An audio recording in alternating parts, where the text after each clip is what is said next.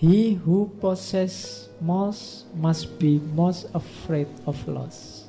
Oh, itu pelajaran luar biasa dari Leonardo da Vinci. Ia yang punya paling banyak biasanya punya rasa takut kehilangan paling besar. Kalau ini sederhana sebenarnya.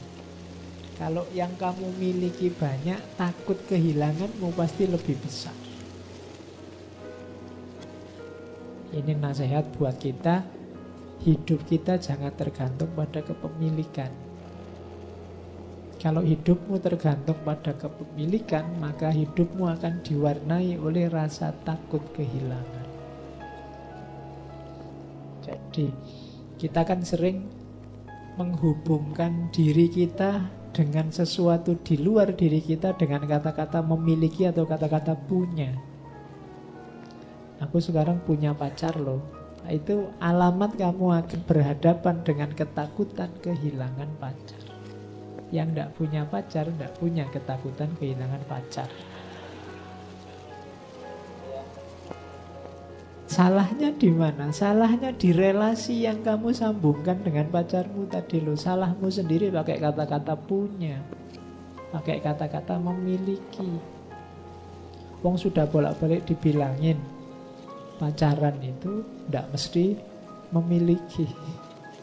Kamu masih memiliki terus. Ya, kalau memiliki kamu akan berhadapan dengan monster yang namanya kehilangan. Ya, oke ya.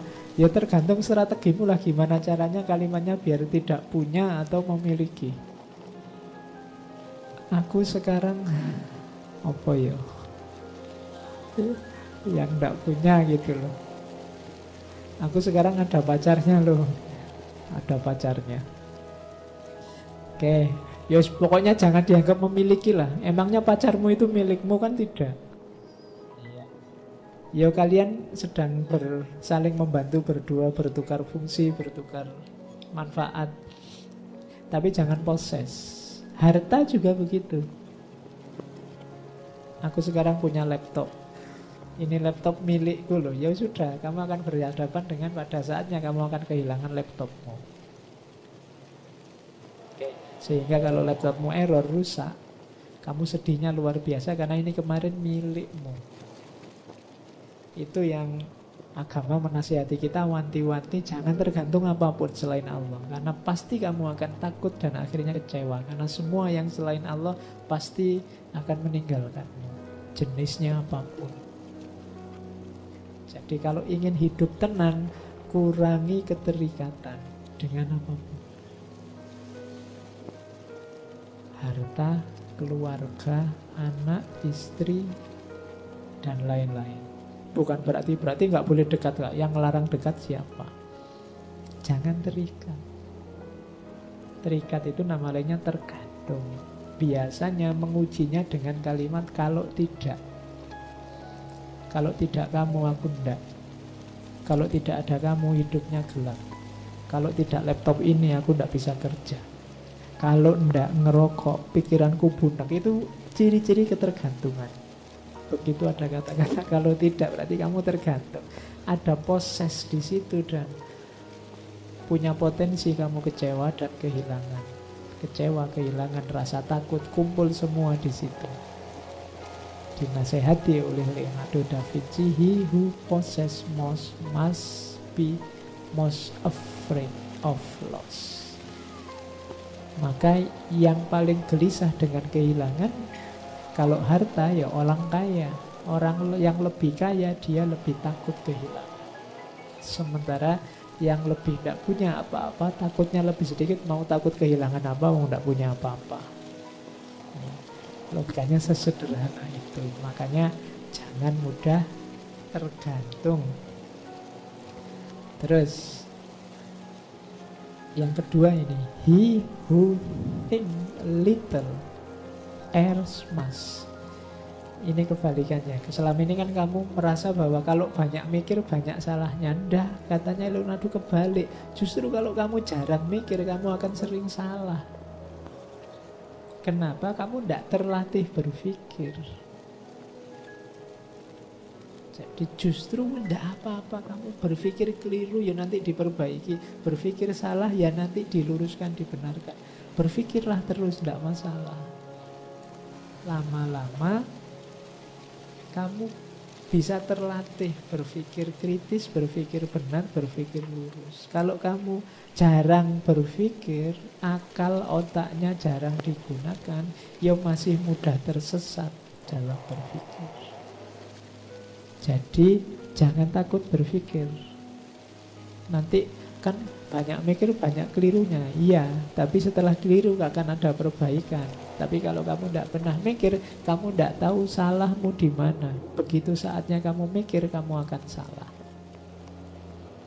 Jadi siapa yang berpikirnya sedikit, justru punya potensi salahnya besar.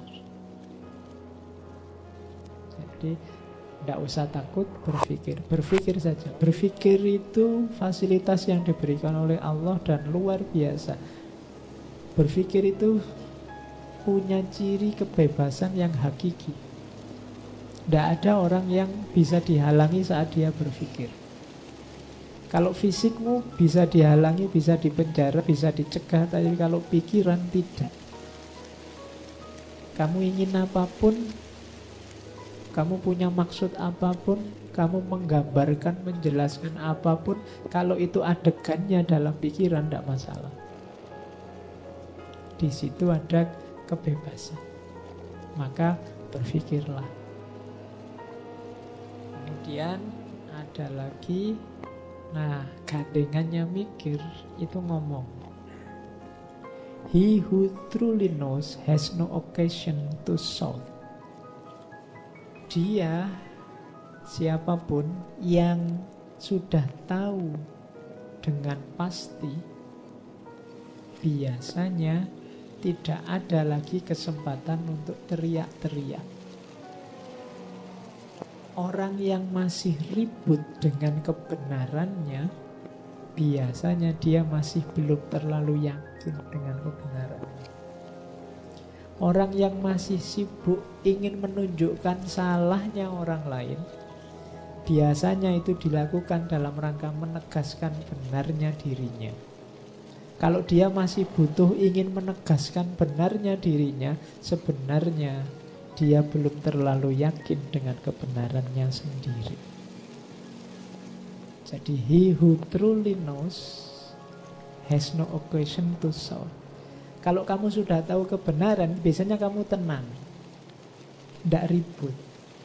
Pokoknya aku tahu sendiri kok, kamu mau ngomong apa terserah kamu.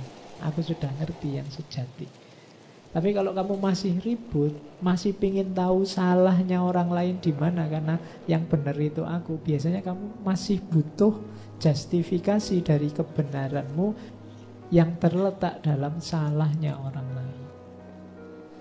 Nah ini kita harus hati-hati dengan kebenaran yang kita miliki, karena kadang-kadang kita itu kan sibuk nyari kesalahan orang lain.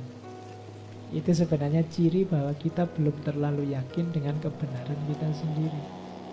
Kalau kita sudah yakin mantap dengan kebenaran kita, biasanya kita tidak butuh lagi penjelasan bahwa orang lain lebih buruk, lebih salah dari kita, bahwa orang lain yang keliru dan kita satu-satunya yang benar. Kalau sudah yakin ya sudah. Kamu yakin benar bahwa pilihanmu paling cocok, atau kamu yakin bahwa di kampung ini yang paling ganteng aku misalnya, itu kamu kan sudah tenang. Tapi kalau kamu masih nyari, loh itu kan lebih jelek, itu kan lebih jelek, itu menunjukkan kamu tidak terlalu yakin dengan kegantenganmu. Kami masih butuh untuk dijejer orangnya yang lebih jelek untuk menegaskan bahwa kamulah yang paling ganteng. Jadi ini boleh kamu jadikan rumus, bahwa yang masih ribut untuk mencari siapa yang salah, kemungkinan dia masih belum terlalu yakin dengan kebenarannya sendiri. Kalau dalam tradisi filsafat Islam, ilmu kalam, ada istilah sukunun nafas. Sukunun nafas itu tenangnya jiwa. Jadi di antara parameternya kebenaran itu sukunun nafas. Kalau kamu sudah nyampe pada terminal kebenaran, jiwamu tenang. sudah tahu aslinya saya tenang sudah. Tapi kalau belum, masih mencari-cari justifikasi pembenaran, biasanya masih belum tahu. Terus yang panjang, he who does not go beyond his master is a poor people. Jadi siapa yang masih belum bisa melampaui gurunya, dia adalah murid yang jelek. Nah, ini Leonardo da Vinci loh ya. Berarti misimu sebenarnya adalah kamu harus lebih pintar, lebih cerdas, lebih luar biasa dibandingkan guru-gurumu. Kalau hanya sama, itu pun tetap dianggap kamu murid yang jelek. Kenapa bisa begitu loh? Gurumu itu anak zamannya. Dia sampai dalam keilmuannya sebatas wawasan dinamika kehidupannya. Sementara hidup itu dinamis, maka wawasanmu harusnya nambahi wawasan gurumu, sehingga kamu harusnya lebih luas dari gurumu. Itu menunjukkan gurumu sukses. Kalau hanya sama, berarti kamu hanya mengcopy paste gagasan-gagasannya gurumu. Kamu harus lebih itu melampaui. Cuma kan kamu selalu bilang, apa yang mungkin Pak, saya bisa melampaui guruku. Ya kalau saya bilang tadi ya, kalau kamu sudah bilang begitu ya tidak mungkin sudah. Kamu mimpi aja tidak berani ya tidak mungkin. Mungkin. Kalau kamu tidak bisa melampaui gurumu, kenapa kok disebut murid yang jelek? Berarti kamu hanya mengulang, menghafalkan yang disampaikan oleh gurumu. Tidak bisa mengembangkan. Guru yang sukses adalah guru yang ilmunya mampu menginspirasi murid-muridnya. Menginspirasi itu bukan cuma mengulang kata-katanya, tapi melahir gagasan-gagasan baru yang dipicu oleh wawasan keilmuan yang disampaikan oleh gurunya. Makanya murid yang baik itu yang melampaui gurunya. Jadi kalian misalnya diperintah oleh takmir-takmir, barang siapa yang ingin mentranskrip ngaji ini silahkan. Itu tulisan yang bagus, yang kamu tidak copy paste apa yang saya omongkan. Kalau hanya copy paste yang saya omongkan, orang lebih suka ngapain baca tulisanmu, dengar rekamannya selesai. Tapi kamu olah versimu, tidak masalah. Namaku tidak usah disebut, nggak masalah. Terinspirasi itu kan bukan hanya ikut, tapi lahir gagasan baru, lahir pencerahan baru versimu. Ya nanti namanya pakai namamu. Nah itulah, he who does not go beyond his master is poor people. Kalau yang ungu itu, he who does not value life does not deserve it. Orang yang tidak menghargai kehidupan tidak layak untuk hidup. Wong gak kamu hargai. Oke, ini penjelasannya kalian sudah ngerti. He who wishes to be rich within a day will be hanged within a year. Siapa yang ingin kaya mendadak, dalam sehari dia ingin langsung kaya, maka tunggulah setahun lagi dia akan digantung. Tidak ada jalan instan untuk sukses. Jangan mudah tertipu oleh iklan-iklan promosi. Kaya mendadak, ikut ini sebentar saja langsung wis tau. Wis ndak ono rumus kayak gitu, ndak ada. Orang paling jenius di dunia Leonardo da Vinci ngomongnya semacam itu. Kamu bulan kayak gini masih ketipu. Tidak ada yang instan. Langsung sukses, langsung jaya, langsung dari mana jalannya langsung. Ujung-ujungnya ketipu. Tidak ada. Kalau ada yang menjanjikan setahun, sehari kamu bisa kaya, tahun depan orang ini mesti sudah digantung, katanya Leonardo. Jadi tidaklah, jangan ketipu yang gitu-gitu. Semua ada prosesnya. Untuk jadi seorang Leonardo da Vinci juga ada proses panjang, ada banyak rasa sakit yang harus dia alami.